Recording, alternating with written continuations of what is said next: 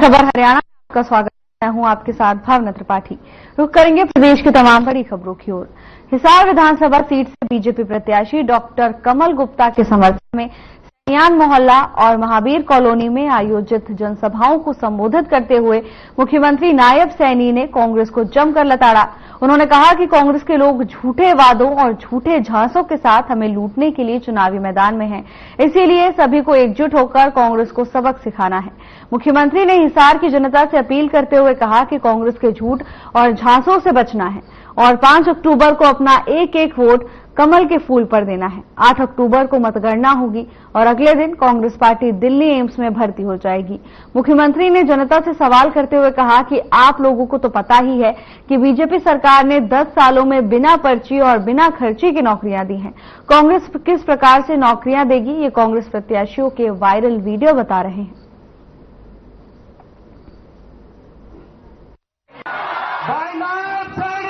5 बजे चुनाव रुक जाएगा और 2 दिन के बाद हमने हरियाणा की नई सरकार की पटकथा लिखनी है। मैं आज हिसार की सरदारी में अपने लिए एक आशीर्वाद मांगने के लिए आया कि आप यहां कमल का बटन दबाइए। आप कमल का बटन दबाएंगे, ये आशीर्वाद आपके बेटे भाई को चंडीगढ़ में बैठे हुए मिलेगा। और मैं आप लोगों को विश्वास दिलाता हूं, भाइयों कोई कोर कसर नहीं छोड़ूंगा।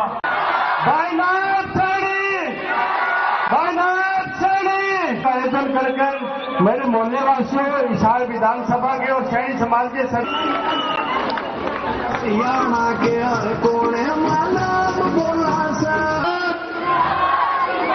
नाम सिंह सैनी जिंदाबाद।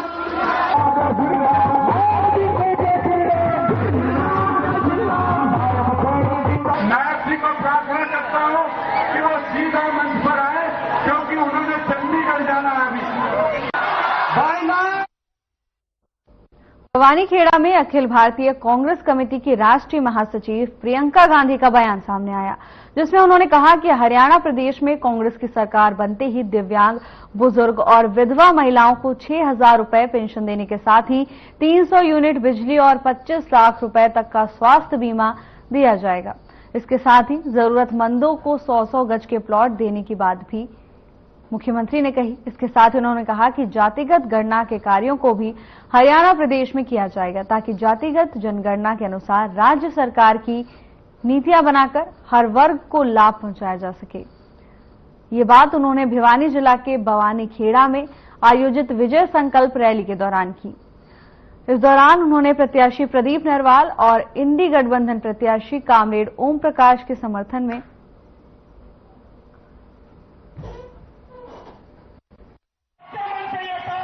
कराओगी, कोई नहीं कराएगा, क्योंकि इंसान की नीयत एक बहुत ही महत्वपूर्ण चीज होती है। और सिर्फ घर परिवार में नहीं, नौकरी में, रोजगार में, खास तौर से राजनीति में। क्योंकि अगर नेता की नीयत ठीक नहीं होती, कुछ भी कर सकता है। सत्ता होती है, अहंकार हो जाता है, चमचों से घिर जाता है। मोदी जी के साथ यही हुआ है। मोदी जी घिर गए हैं चमचों से, कोई सच बताने वाला है ही नहीं। और जयप्रकाश जी का स्वागत है। ये बड़ी खुशी की बात है कि आज फिर से हमारे बीच केंद्रीय रक्षा मंत्री राजनाथ सिंह यमुनानगर पहुंचे। यहां उन्होंने एक जनसभा को संबोधित किया। इस मौके पर राजनाथ सिंह ने जहां बीजेपी के प्रत्याशी के लिए वोट की अपील की, तो वहीं संबोधन में भारत वैश्विक अर्थव्यवस्था में 11वें स्थान से 5वें स्थान पर पहुंच गया है, ऐसा उन्होंने कहा।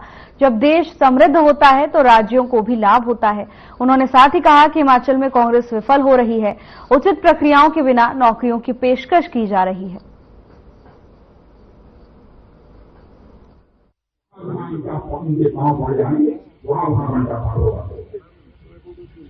हरियाणा को भी आगे ले जाना है। मैं आप सबसे सहयोग करना चाहूंगा। आपका भरपूर समर्थन मेरे बहन भाइयों भारतीय जनता पार्टी को प्राप्त हो।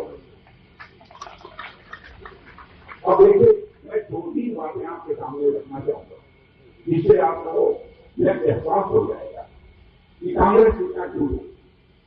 जम्मू कश्मीर में चुनाव लड़ रहे हैं, नेशनल कॉन्फ्रेंस के साथ इनका समझौता, वहां कांग्रेस और नेशनल कॉन्फ्रेंस दोनों मिलकर यह कहा है हमारी जम्मू कश्मीर में सरकार बन जाएगी।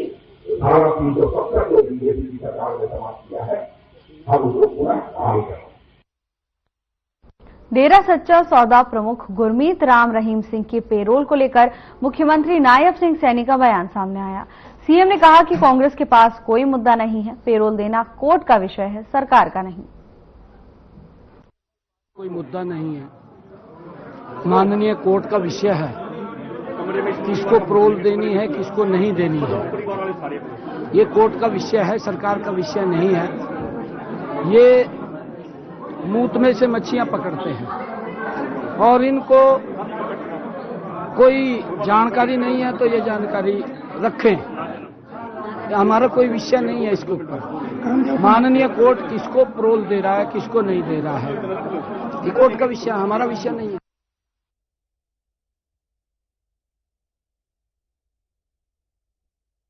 लाडवा में सीएम नायब सिंह सैनी के लिए बीजेपी सांसद हेमा मालिनी चुनाव प्रचार के लिए पहुंची। इस दौरान सांसद हेमा मालिनी और सीएम सैनी ने विधानसभा क्षेत्र में रोड शो भी किया, जिसमें भारी संख्या में बीजेपी कार्यकर्ता और जनता शामिल थी।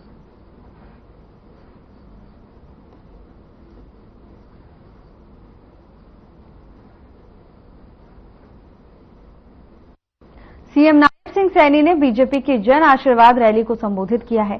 सीएम ने कहा कि मैंने हुड्डा से कहा है कि उन्होंने 10 साल तक हरियाणा में मुख्यमंत्री के रूप में शासन किया है, जबकि मैंने केवल 56 दिनों तक सेवा की है।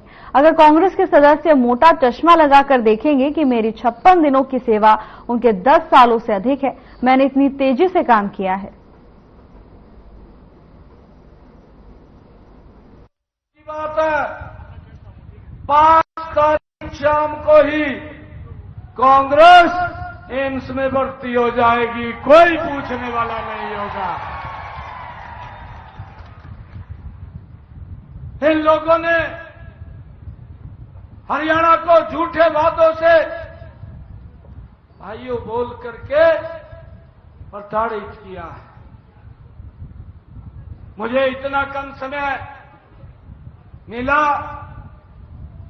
हुड्डा साहब बोलते हैं कहा ये तो घोषणाएं कर रहा है। मैंने हुड्डा साहब को कहा मैं गरीब परिवार का बेटा हूं, हुड्डा साहब मैं घोषणाएं नहीं करता, जो जबान से बोल दिया पत्थर के ऊपर लकीर है, कोई काट नहीं सकता उसको।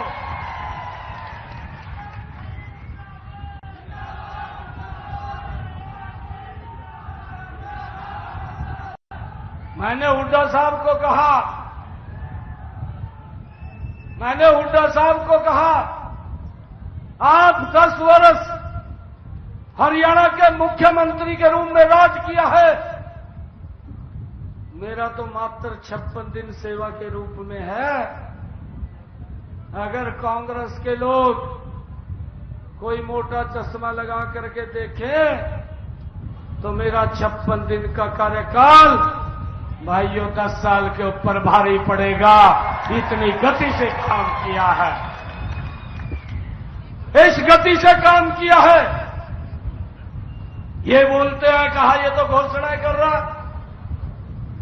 मैंने कहा मैं घोषणाएं नहीं, ये तो ट्रेलर था, पिक्चर तो 8 तारीख के बाद दिखाने का काम करेंगे। चल भाइयों, भारतीय जनता पार्टी की सरकार तीसरी बार मोदी जी के नेतृत्व के अंदर हरियाणा को तीव्र गति से विकास की ओर ले जाएंगे। भाइयों, इन्होंने कुछ अपनी घोषणाएं की थी, हिमाचल के अंदर, कर्नाटका में, तेलंगाना में, भाई 2 साल हो गए, एक भी पूरी नहीं करी। और वक्त हो चला एक छोटे से ब्रेक का, जल्द हाजिर होंगे ब्रेक के बाद।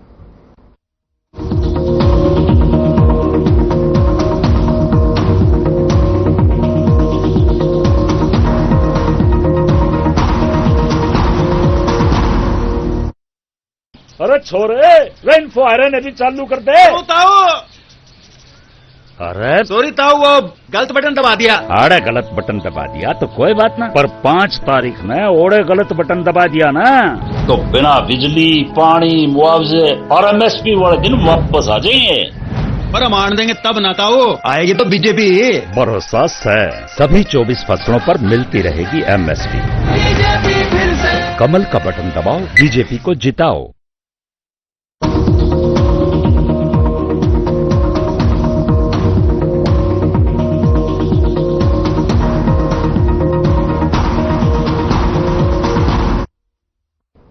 ब्रेक के बाद आपका स्वागत है। खबरों में आगे बढ़ेंगे। रोहतक में बीजेपी सांसद रविशंकर प्रसाद ने पत्रकार वार्ता की। इस मौके पर रविशंकर प्रसाद ने कहा कि राहुल गांधी अमेरिका में गोहाना की जलेबी फैक्ट्री लगाने की बात कह रहे हैं। गोहाना की जलेबी अमेरिका भेजने से पहले ये समझना बहुत जरूरी है कि जलेबी बनती कैसे है। उन्होंने साथ ही कहा कि राहुल गांधी होमवर्क नहीं करते हैं।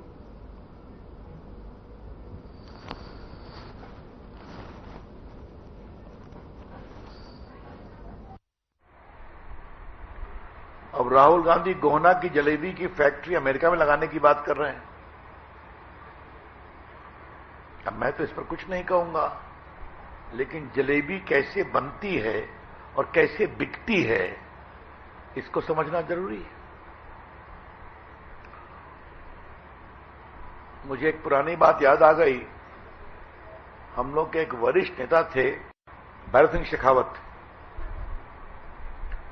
उन्होंने एक कहानी बताई थी हमें कि राजीव गांधी राहुल जी के पिताजी जब भारत दर्शन में घूमते थे एज ए प्राइम मिनिस्टर, तो राजस्थान में खेतों में घूम रहे थे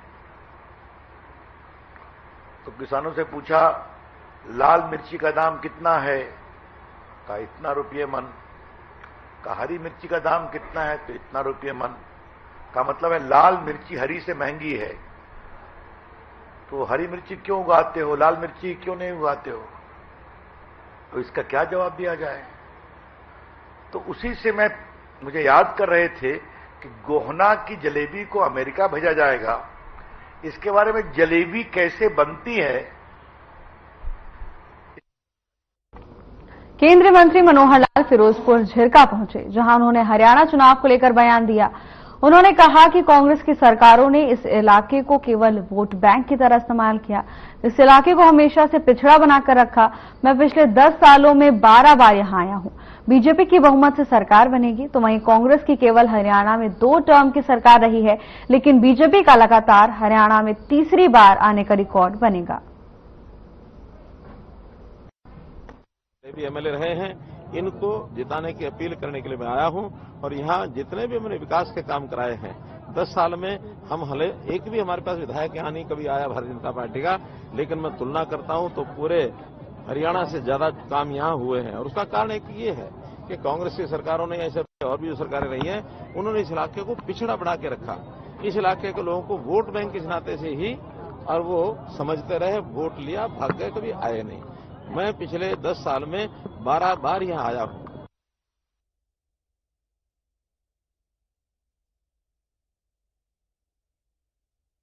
विधानसभा चुनाव का प्रचार अब अंतिम दौर में है। इसी कड़ी में प्रतला विधानसभा से बीजेपी प्रत्याशी टेकचंद शर्मा का काफिला जनोली गांव पहुंचा। प्रचार को लेकर गांव में पहुंचने पर लोगों ने बीजेपी प्रत्याशी टेकचंद शर्मा का फूलों की मालाओं से भव्य स्वागत किया। इस मौके पर बीजेपी प्रत्याशी के साथ महम से सांसद रामचंद्र जांगड़ा और वार्ड नंबर 1 के जिला पार्षद कुलबीर देशवाल मौजूद रहे, जहां सांसद रामचंद्र जांगड़ा ने जनता को संबोधित करते हुए बीजेपी प्रत्याशी टेकचंद शर्मा के पक्ष में वोट की अपील की। तो वहीं रामचंद्र ने कहा कि प्रतला विधानसभा से बीजेपी प्रत्याशी भारी बहुमत से जीत हासिल करने जा रहे हैं और प्रदेश में तीसरी बार बीजेपी की सरकार बनेगी। तो वहीं बीजेपी प्रत्याशी टेकचंद शर्मा ने कहा कि वो विकास के मुद्दे पर चुनाव लड़ रहे हैं और किसी भी जाति विशेष का कोई मतलब नहीं है। उन्होंने साथ ही कहा कि वो पहले भी यहां से बसपा की टिकट पर चुनाव जीत चुके हैं और लोगों ने उनका काम देख रखा है, इसलिए इस बार भी जनता उन्हें विजयी बनाने जा रही है।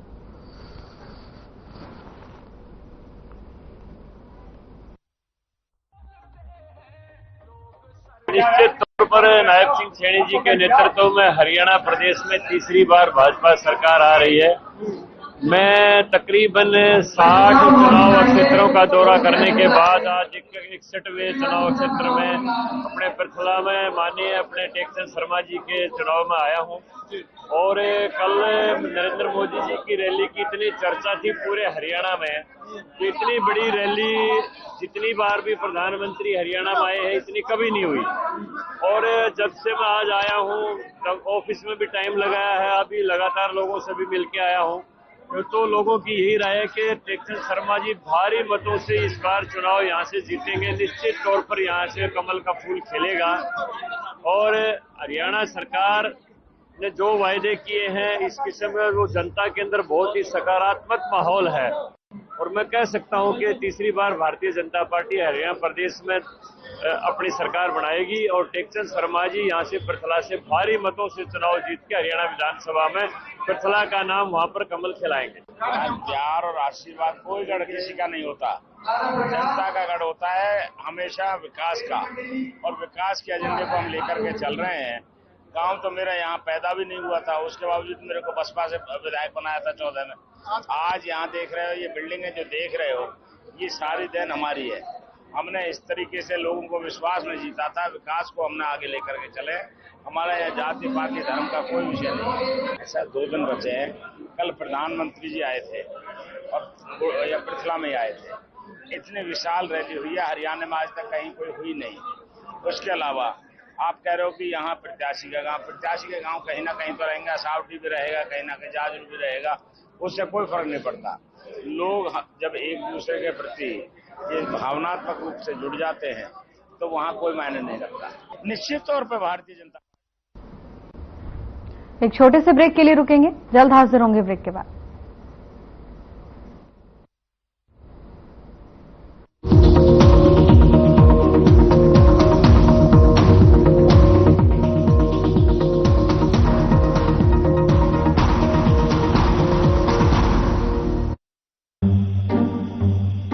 क्या बोलने लग रही है? बटन सॉरी जीजी, गलत बटन दाब दिया था। आज तो ठीक से, पर 5 तारीख ने गलत बटन मत दाब दिए ना तो हिमाचल जैसा हाल हो जाएगा। ना जीजी, बटन ते भरोसे का दबेगा। भरोसा से जो गर्भावस्था में 5000 दबे है वो सभी महिलाओं ने 2100 भी दबेगा और 500 रुपया में गैस सिलेंडर भी। भरोसा से कमल का बटन दबाओ, बीजेपी को जिताओ।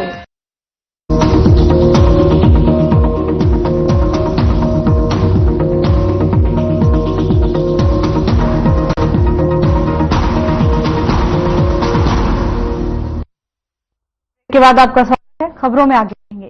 कांग्रेस ने भी चुनाव प्रचार में पूरी ताकत झोंकी हुई है।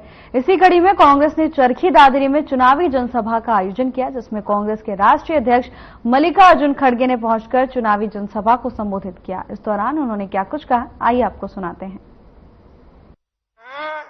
कि आप अपने वचन को पूरा नहीं करें और हम हैं जो काम पहले हुड्डा साहब के जमाने में हुआ लोग अभी भी याद करते हैं।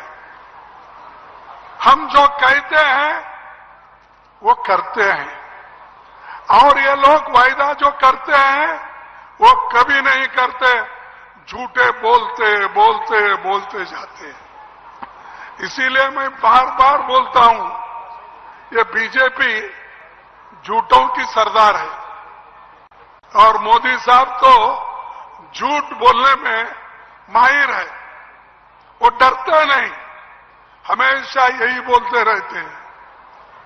और मैं ये कहना चाहता हूं कि हमारे जो भी प्राइम मिनिस्टर थे उन्होंने हमेशा देश के लिए लड़ा, अपने लिए कोई भी नहीं लड़ा, देश के लिए लड़ा। इसीलिए तो लाल बहादुर शास्त्री क्या स्लोगन दिए थे, क्या बोले थे? इस देश के नौजवानों को, जवानों को देश बचाना है तो जय जवान जय किसान। किसने बोला? अरे ये तो कांग्रेस वाला लाल बहादुर शास्त्री जी ने बोला, इनको जवान भी मालूम नहीं, किसान भी मालूम नहीं, सिर्फ इनको आरएसएस का एजेंडा मालूम है। दूसरा क्या मालूम है इनको बोलिए? कोई आरएसएस में किसान नहीं है, बीजेपी में कोई किसान नहीं है, इसीलिए किसानों का दर्द उनको मालूम नहीं है। किसानों को डराते रहते हैं। उसके बाद हमारे हरियाणा वासी के जो भाई काम करते हैं वो हमेशा दिल से करते हैं, अपने दिल से अपना खून पसीना बहा के काम करते हैं। और ये लोग फुक्कट के खाते बैठते हैं। अदानी, अंबानी ऐसे लोगों को मदद करते हैं, किसानों को नहीं। लेकिन मनमोहन सिंह के जमाने में जब यूपीए सरकार हमारी थी, सोनिया गांधी हमारी नेता, इन्होंने किसानों का कर्जा माफ कर दिया। 72,000 करोड़ रुपए उन्होंने कर्जा माफ किया, हमारे मनमोहन सिंह जी। और हरियाणा के डीजीपी शत्रुजीत कपूर ने हरियाणा चुनाव को लेकर जानकारी साझा की। उन्होंने कहा कि हरियाणा 5 अक्टूबर को होने वाले विधानसभा चुनाव को लेकर पूरी तरह से तैयार है। शांतिपूर्ण तरीके से संपन्न करवाने के लिए हरियाणा पुलिस पूरी तरह से एक्टिव है। चप्पे चप्पे पर पुलिस की नजर रहेगी। हमारी पोलिंग है स्टेट के अंदर और इसके लिए समुचित सुरक्षा व्यवस्था की गई है। और जैसा कि आप जानते हैं 225 केंद्रीय सुरक्षा बलों की कंपनियां हरियाणा में तैनात की गई हैं और इसके अलावा करीब 30,000 पुलिसकर्मी और 21,000 से ज्यादा होमगार्ड और 11,000 जो हमारे स्पेशल पुलिस ऑफिसर्स हैं, एक्स सर्विसमैन, उनकी भी तैनाती की गई है। और इंटरस्टेट नाके हैं 218 और within the state also there are नाकाज। इसी तरीके से जो हमारी फ्लाइंग स्क्वाड टीम्स हैं जो पूरे स्टेट के अंदर चेकिंग आजकल कर रही हैं और 60 करोड़ से ज्यादा की अभी तक सीजर हुई। खबर अंबाला से है, जहां लगातार बारिश के बाद भी धान की फसल अनाज मंडी में पहुंच रही है। किसान धान की कटाई के बाद लगातार मंडी में पहुंच रहे हैं। अभी तक अंबाला शहर के अनाज मंडी के सचिव की अगर माने तो मंडी में अब तक 57,000 क्विंटल गेहूं मंडी में पहुंच चुका है। सचिव की अगर माने तो मंडी में गेट के पास के द्वारा ही किसान अपनी फसल लेकर अंदर जा रहे हैं।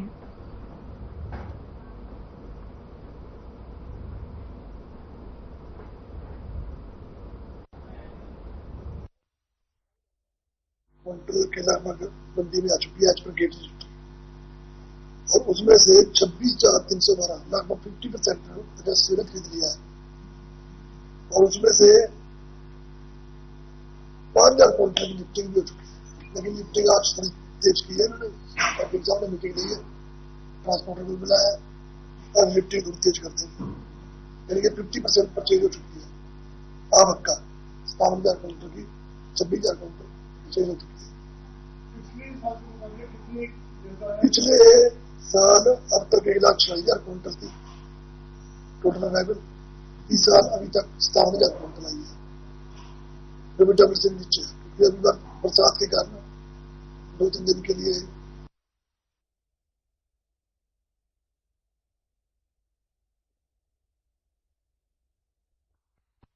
फिलहाल के बुलेटिन में बस इतना ही। अब वक्त हो चला है डॉक्टर राकेश गुप्ता के साथ हमारे खास कार्यक्रम प्लस माइनस का। नमस्कार।